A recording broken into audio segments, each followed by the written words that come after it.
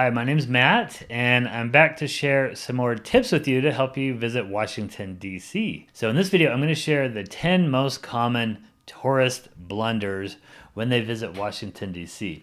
Now, to get in the spirit here, I've got my shirt, You're Killing Me, Smalls, from Hamilton the Babe Porter from the movie Sandlot. So the first thing is not knowing what the National Mall is. So if you're going to visit Washington, D.C., you just need to understand that the National Mall is a big park area right in the middle of town, and the park area has just tons of open space with grass and fields that you can walk around, and then throughout are monuments and memorials. And then on the outskirts of the mall is museums. So the monuments and memorials are kind of the big highlight of visiting Washington, D.C., and they're all located right on the mall. They're monuments to Abraham Lincoln, George Washington, Martin Luther King Jr., Thomas Jefferson, Franklin Roosevelt. I mean, just tons and tons of monuments and memorials and museums that you need to visit. So that is the National Mall. It's not a shopping mall. I always have to be kind of careful when I bring up the mall, because if you've never been to DC before, it's real easy just to not know what the National Mall is. Okay, the second mistake is not having a transportation plan. So if you visit Washington, DC, you really do need to plan out your transportation to get around. It's not a condensed city like New York City. It's not a skyscraper city. In fact, they really don't have that many skyscrapers there at all. It's more spread out, and it's a larger area that you need to navigate. Even the National Mall is kind of a large area that you need to navigate. So you need to have a transportation plan. This will often include riding the subway, which is called the Metro, riding scooters around, a lot of walking. You'll have to do a lot of walking when you visit Washington, D.C. You may need to rent a car if you're going to go do out-of-town trips, or take an Uber around town occasionally. And then they do have kind of a circulator bus that goes around the mall. So you have many options on what you can use for transportation to get around. This is really nice, because when I used to go there when I was younger, it was just Metro and then a lot of walking. So at least you have some options here, but you do kind of need to plan it out, because in order to get an efficient way of seeing things, you're going to need to use a variety of transportation methods. So I've done another video on how to get around Washington, D.C., so make sure to check that out. Okay, the third mistake is not getting advanced tickets. So most of the things in DC are free, and you can just walk around and look at them. But there are some really important things that you need to get tickets for. Even some of the things that are essentially free, you need to get tickets for. For example, if you want to go to the top of the Washington Monument, a lot of times you need to get tickets in advance, and it might cost you like $1 for the ticket, really just a reservation fee type of a thing. Ford's Theater, you need to get tickets. The National Archives, which is where the Declaration of Independence and the Constitution and the Bill of Rights are on display. You need to get tickets. If you want to go on a tour of the Capitol building to see where Congress meets, which I highly suggest, you need to get tickets. With COVID and other times, things just are always changing. So you need to just make sure that you look at the things that you want to do ahead of time. Make sure that you're getting tickets, advanced tickets for the things that you want to do. The fourth mistake is not visiting Mount Vernon.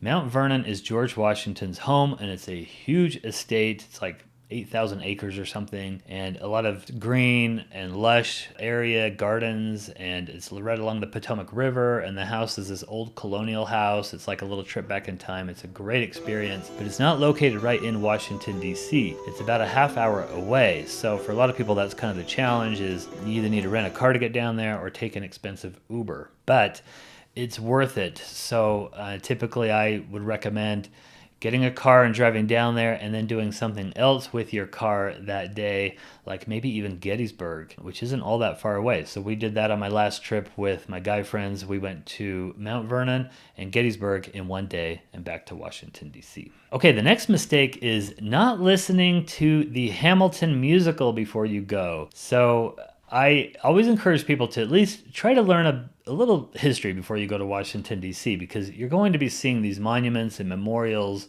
Like they have war memorials and they have monuments to some of the presidents. And if you just don't have a clue who they are or what the context is, it might be a little frustrating. Now, it's fun to go there and learn while you're there, but I would just encourage you to try to learn a little bit before you go. I bring up the Hamilton musical because that's actually a really fun way to learn about it. Now, it's a musical, it's not like a documentary, so they've had to make some adjustments that Obviously, not everything is going to be 100% accurate, but surprisingly, that play is pretty darn accurate. It's amazing what he did with some of the historical events to scrunch them into a 3-minute song. It's absolutely amazing. And the thing is, it's an entertaining way to learn the history. It's pretty accurate to the spirit of things. So, like, there's a lot of infighting among the founding fathers in that play.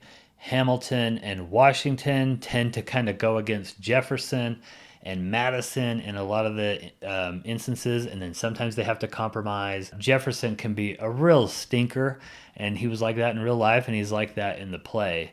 So it's really just an awesome way and fun way to learn about American history. So I would encourage you to listen to that musical multiple times, maybe read about the songs. You'll really get into it if you haven't checked it out yet. Okay, the next mistake is not realizing how big the mall is. So when you are at the mall, you'll see like a memorial, like the Lincoln Memorial, and you'll think, well, it's just right over there. Let's just walk over there. It's not that big of a deal. 30, 40 minutes later, you could still be walking. It's just way bigger than you realize. Everything just kind of looks close, and then it's deceiving. It takes a long time to walk there. So that's, again, something that you need to have a game plan for, because you don't want to spend your entire time trekking back and forth across the mall. It would just take forever. Usually when I go to Washington, D.C., I walk probably about 10 miles in a day, and I actually have an efficient way to do it. Now, when I took my family there a couple years ago, I have 4 little kids, so I did not spend that much time walking. I had some more